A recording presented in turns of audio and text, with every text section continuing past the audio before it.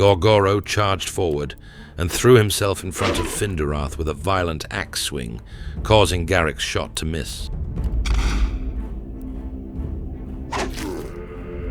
Their dragonsteel armor seemed to partially shield them from Finderath's magic. Nevertheless, they could not evade Gorgoro's relentless attacks. Cracks began to form in the armor, finally allowing Finderath's magic to take hold. Amid the chaos, Garrick managed to fire into the back of one of the two guards, who collapsed instantly, finished off by Gorgoro.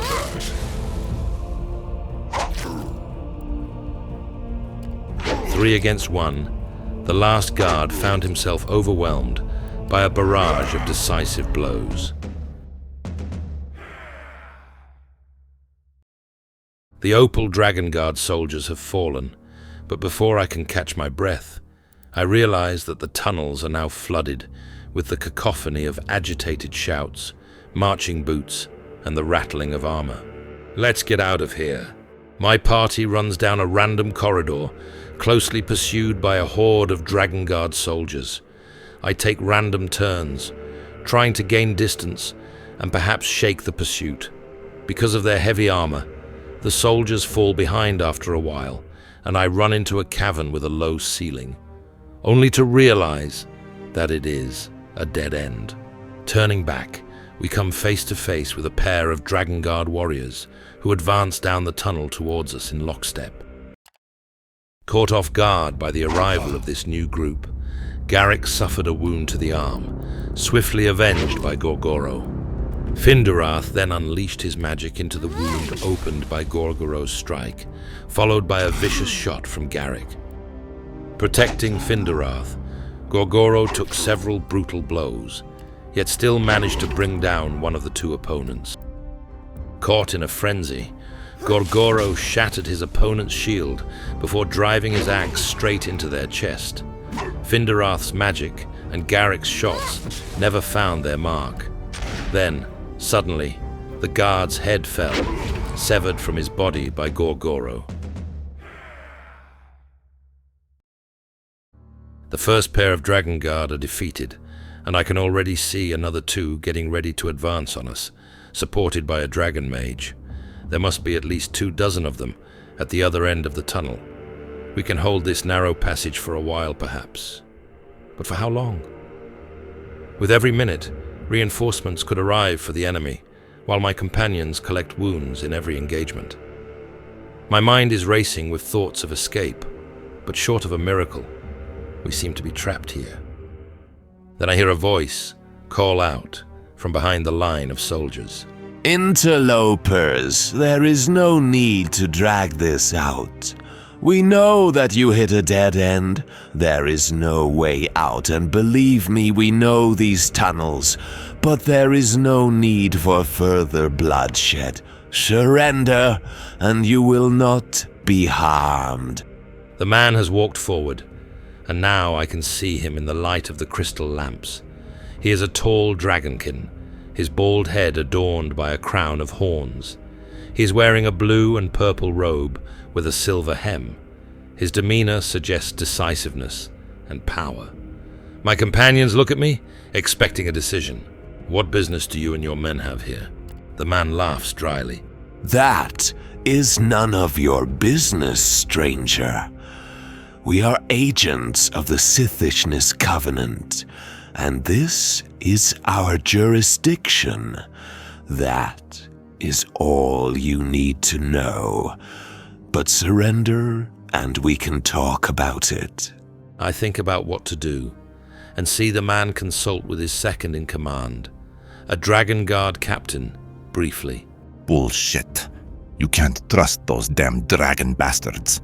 I look at my companions, knowing our chances of survival are slim. Even Finderath seems shaken by the events unfolding here.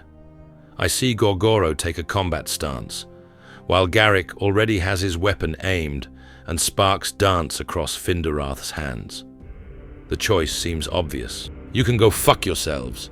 I commend you on your courage, stranger, even if your decision is unwise. I have an army, and all the time in the world. He stops and considers this for a moment. Actually, He steps forward and summons the flame onto his palm in the form of a pure orb of energy. It takes me a moment to realize what is about to happen. Watch out!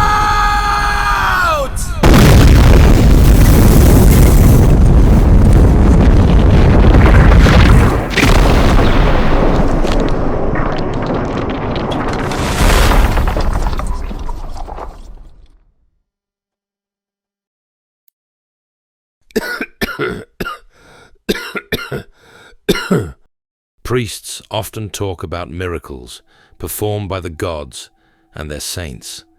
I will not know till the end of my days what happened in the salt cavern, whether it was indeed a divine miracle or luck or something else entirely.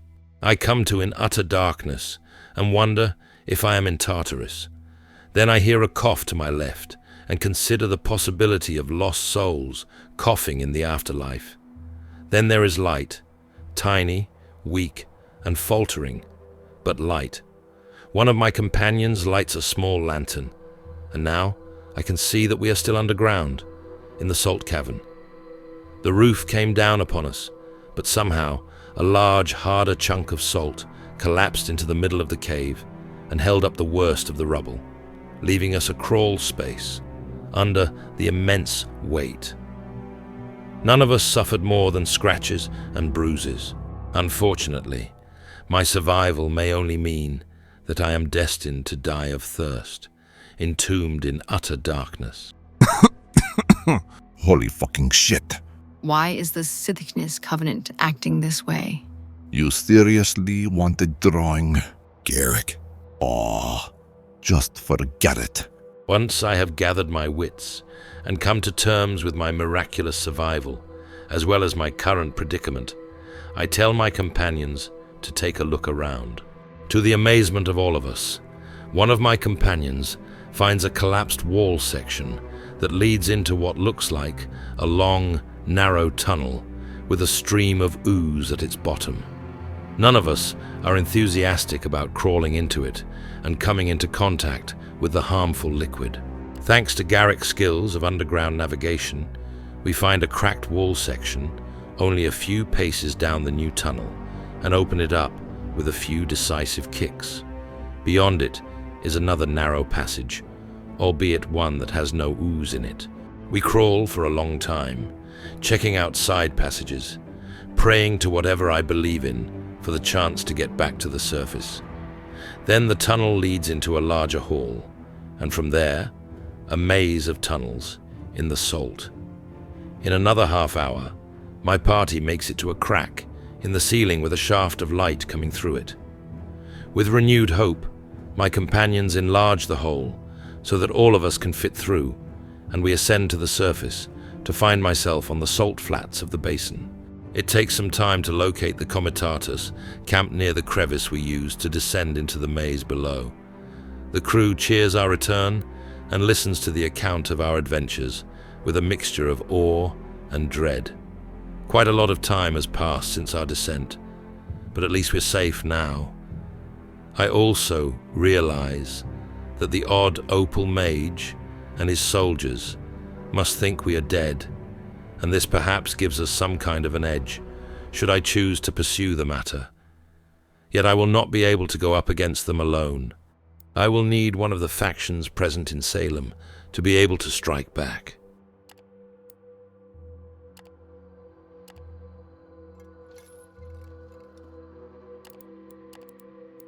Chief Agent, we need to talk.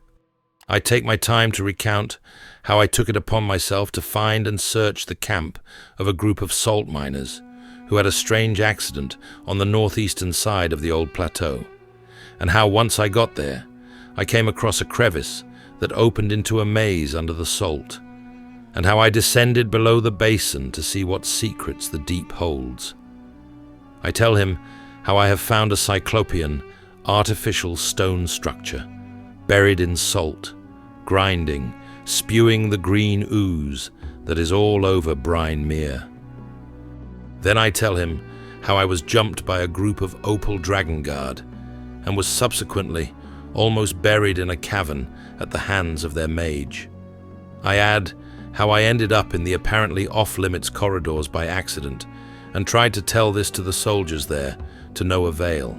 Welgen's mouth drops open several times during my story. When I'm done, he clicks his tongue, then pours another drink to us both and leans back in his chair. The smile on his face is decidedly mysterious. Well, shit. I am thoroughly impressed with you, Vagrus. Not only have you survived that uncanny ordeal, but you also found out plenty of the clandestine schemes the Sithicness are up to and came to me. I am flattered, and of course the Alliance will be very, very grateful for your actions. The pleasure is mine. This mage fellow and his cronies are no doubt some kind of a rogue faction inside the Covenant. There's no way this is being done with the knowledge of the do-gooder Sithicness leadership in town. Don't get me wrong, we might be competitors, but I think they do mean well and would not resort to such terrorism. Clearly, you are not the first to fall victim to this underground faction, nor will you be the last if we don't do something. This is troubling. Do you have any idea what this stone structure could be? Not really, but going by your description, that thing must be gigantic, perhaps even expanding under most of the basin. Also pretty old. Pre-calamity, most like. That is what we thought as well. And I guess they built it underwater too, since the basin used to form an inner sea, according to historical accounts. As to its purpose, well, it must be the source of a great measure of power if the Sithicness are so secretive about it, which is absolutely violating our agreement regarding this place, mind you. So it's less important what it does, really, but what it allows us to do with it as leverage once we bust the Covenant by catching them in the act. And yes, perhaps we can find out more about it too. We wouldn't want to be left out of anything beneficial, yeah? It's a hard old world. I understand your position, but how do you intend to handle the situation? Well, we have to sneak in the way you discovered and catch them with their britches down. While we do that so that their rogue faction can't disappear and get rid of the evidence, we'll inform the Covenant what is going on, and they will arrive to clean up. Are you in? We could use your expertise in the tunnels, and, I am sure that you wish to strike back at that mage. You have no idea how deeply, and I am certain my companions share that feeling. That's the spirit. They won't see us coming. A strike team will be getting ready soon, Vagrus, and you should head back to the crevice soon where you can join them. Lead them through the tunnels and cause righteous havoc. I'll go to the Sithicness once your team gives me the signal and they will go clean up. Worry not, my team will keep you safe. Not that a fierce customer like you needs that. I would request a 2-day delay to allow my men to treat their wounds. In any case, they believe us dead. That poses no problem. It will give me additional time to set things in motion. I rise and shake Welgen's hand. Just as I am about to leave, he calls after me. Vagrus, I can't thank you enough for taking our side in this. You're a true friend of the Rathanak, and we won't forget that. I nod gently, a subtle smile accompanying the gesture.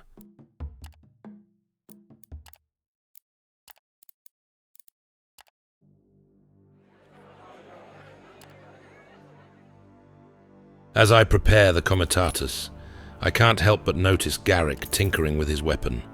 What are you doing?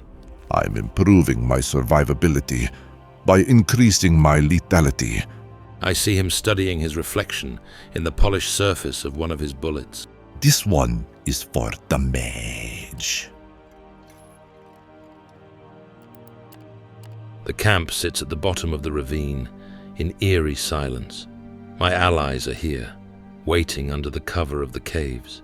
I begin the descent to the bottom of the crevice, just like I did the first time, now followed by my allies. Everything is as it used to be, so the rogue Sithicness have either failed to find this place or did not care to collapse the chasm yet. Because of my previous experiences here, I instruct my allies to avoid the green, stagnant ooze, as well as the damaged pipes. After taking a minute to get our bearings in the cave, I decide to lead everyone towards the excavation site. I lead the group along familiar corridors in the salt maze, headed towards the place where I believe I will find the Renegade's base of operations. The Rathanak commander, a heavy-set Dragon Guard captain with a slightly menacing demeanor, is glad to have me lead in the tunnels, but I'm certain that she will not hesitate a moment when the fighting breaks out. Her squad, made up of veterans armored in dragon steel, looks like it can handle anything. The commander comments on astonishing profits briefly upon first laying eyes on the structure, but she clearly does not wish to discuss it in depth. We have been wandering in the tunnels for half an hour when one of my companions signals to me. There's something up ahead. In spite of hearing them ahead of time, my team is unfortunate enough to run right into a pair of sentinels in the next cavern. The renegade Dragon Guard leap up, draw their weapons, and I know I cannot close the gap fast enough. One Dragon Guard opens his mouth for the draconic shout, but only a choking gurgle comes out. A javelin with a dragon steel tip is sticking out of his throat. I can see the shock on the man's face, and then the blood starts gushing out as he falls to the ground. The other sentinel has barely any time to react because the Rathanak soldiers pile on him and wrestle him into submission. The commander walks over casually to retrieve her javelin. It was an impossible throw.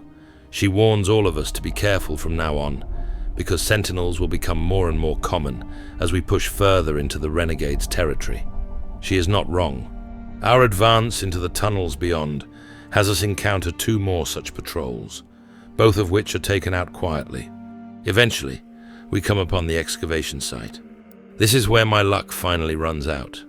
Upon reaching the excavation site, one of my allies inadvertently wanders into a side corridor and triggers an alarm. Renegade Dragon Guard soldiers swarm out of the maze to attack us. As the fight ensues all around me, my companions rally to hold the chamber.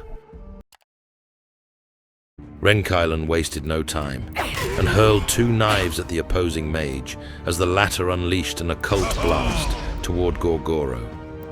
Gorgoro got back to his feet and charged the nearest Dragon Guard, who was knocked unconscious by one of our allies. They were well organized, but Finderath took the time to channel his magic and unleashed a torrent of lightning upon 3 of them. Garrick missed his shot as Gorgoro broke through his opponent's guard. Realizing he had become a priority target, the Dragomage dodged Renkylan's projectiles. Disciplined and well organized, our allies focused their attacks on the one who had already suffered the most wounds. Finderath found himself in the front line and, unable to finish his incantation, was forced to release an unstable spell. Exhausted and suffering from multiple wounds, the renegade failed to evade Gorgoro's attack, which brought his life to an end. Driven by hatred and a thirst for vengeance, the Dragomage hurled Gorgoro across the hall. Exposed and now closer to his target, Garrick took aim and blew the enemy mage's head apart. Finderath electrocuted the last 2 opponents as Gorgoro got back to his feet and charged forward with a roar of rage, driving his axe into his enemy's abdomen. I see Gorgoro, covered in minor wounds, breathing heavily from the strain of running. Several impacts against the wall have also left him slightly dazed. I move closer to him, ready to get him to safety. A well-placed blow knocks Gorgoro unconscious, sending him crashing to the ground.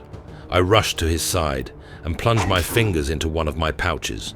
I pull them out coated in powder and immediately place it beneath the orc's nose. The effect is instant. Gorgoro's eyes snap open, his pupils dilated, as I watch Garrick finish off one of the last 2 guards. Ready to fight again, Gorgoro rose to charge, but Garrick was quicker, once more unleashing his runic magic. Many of the renegade Sithicnis are slain.